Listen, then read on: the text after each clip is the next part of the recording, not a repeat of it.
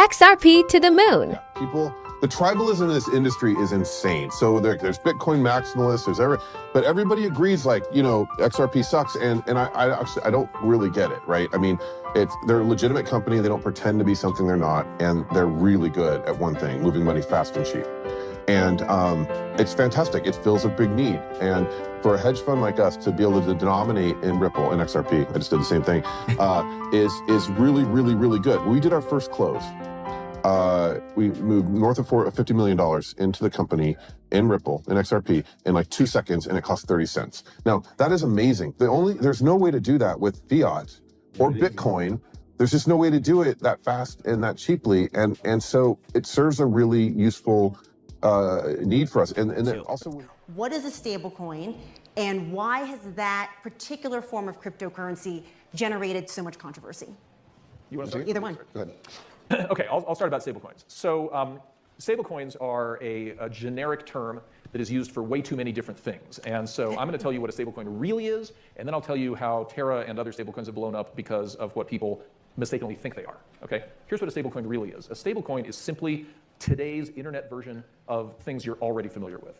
If you're old enough, like me, you remember what traveler's checks are, right? Traveler's checks weren't money. They were not money. You didn't have to buy them from the bank where you held your deposit account.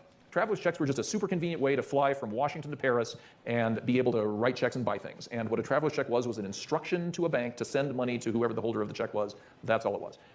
A generation later, everybody's old enough to know what prepaid cards are, right? You've been to the grocery store checkout stand. You've seen the Bed Bath & Beyond prepaid card. You give the grocery store $25 and they hand you a Bed Bath & Beyond card.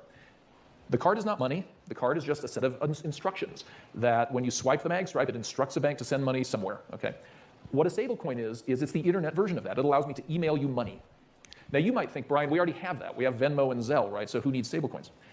Most people who don't work in the field don't actually know that Venmo and Zelle don't send money to anybody. Venmo and Zelle, super complicated technologies that actually just send an instruction to your bank to tell your bank to send money to some other bank, then instructs the recipient to acknowledge receipt of that money. It's a super complicated set of messages. That's all Venmo is. And what's more, you can only send Venmo to another Venmo customer. So if I'm a Zelle customer, which I am, unfortunately, and you're a Venmo person, you can't send me money.